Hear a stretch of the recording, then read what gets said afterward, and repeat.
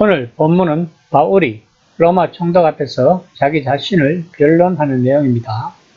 24장 10절입니다. 총독이 바울에게 머리로 표시하여 말하라 하니 그가 대답하되 당신이 여러 해 전부터 이 민족의 재판장 된 것을 내가 알고 내 사건에 대하여 기꺼이 변명하나이다. 바울이 총독 앞에 선 것은 이번이 두 번째입니다. 첫 번째는 고린도에서 갈리오 앞에 섰는데 말할 기회도 없기도 전에 소송이 취하되어 버렸던 것입니다. 바울은 더들로처럼 아침하지 않고 간결하면서도 품위 있게 서두르 꺼내었습니다. 벨릭스는 52년경부터 6, 7년간 총독의 자리에 있었으므로 유대 통치에 충분한 경험을 가지고 있으며 따라서 정확한 재판을 할 수 있을 것으로 기대한다는 것입니다.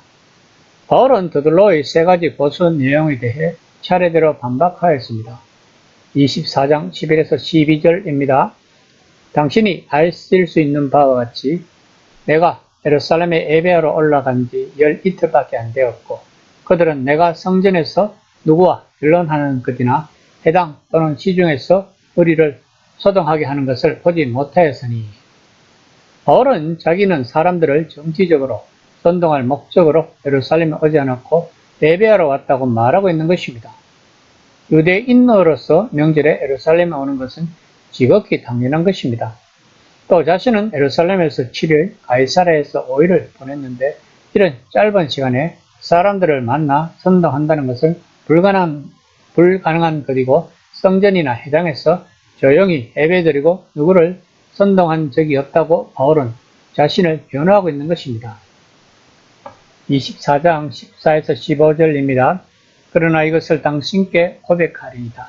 나는 그들이 이단이라 하는 도를 따라 조상의 하나님을 섬기고 율법과 선지자들의 글에 기록된 것을 다 믿으며 그들이 기다리는 바 하나님께 향한 소망을 나도 가졌으니 곧 의인과 악인의 부활이 있으리라 함이니이다.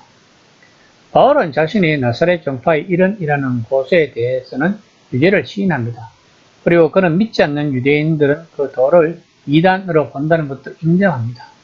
이 말은 파당 혹은 당이라는 뜻이지 특별히 나쁜 의미는 아닙니다.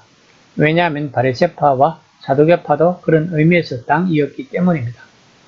하지만 거기에 위험한 문제적 집단이라는 의미가 더해지고 있었는데 바울은 그것은 받아들이지 않았습니다.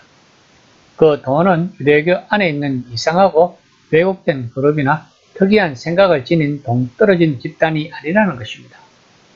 바울은 예수님을 따른다는 것은 성경과 전통에서 하나님이 성경에서 말하는 모든 것을 성취하신 그 도를 따르는 것이었습니다.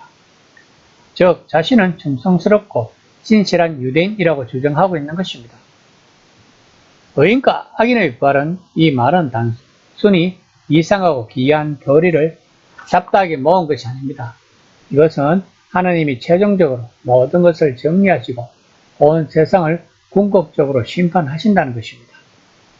그것이 바로 이스라엘의 위대한 희망이고 시편에 따르면 그것은 창조세계 전체의 위대한 희망이라고 말하고 있는 것입니다.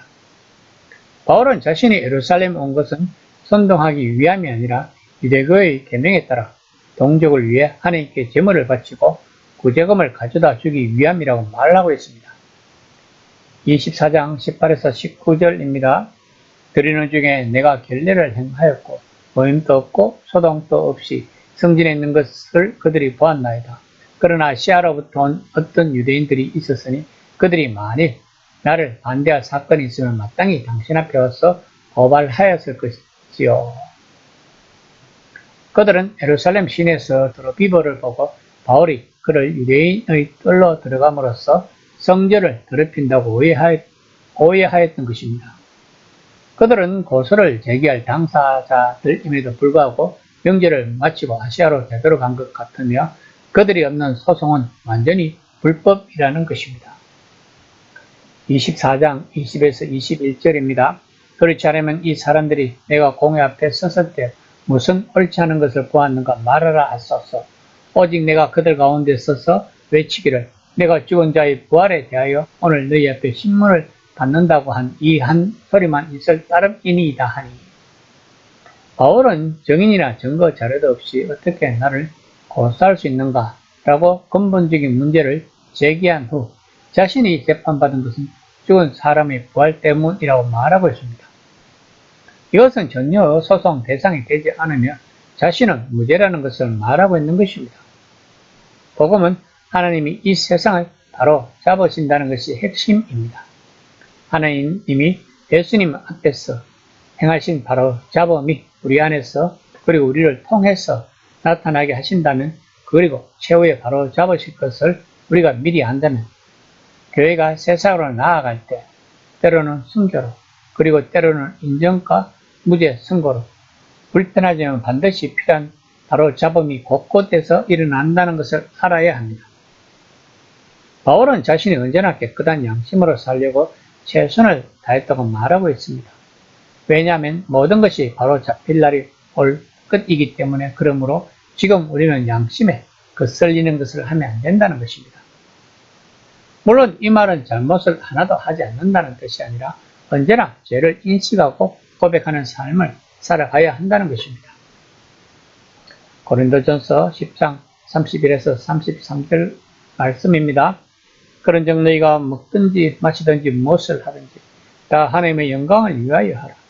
유대인에게나 헬라인에게나 하나님의 교회에나 그치는 자가 되지 말고 나와 같이 모든 일에 모든 사람을 기쁘게 하여 자신의 유익을 구하지 아니하고 많은 사람의 유익을 구하여 그들로 구원을 받게 하라.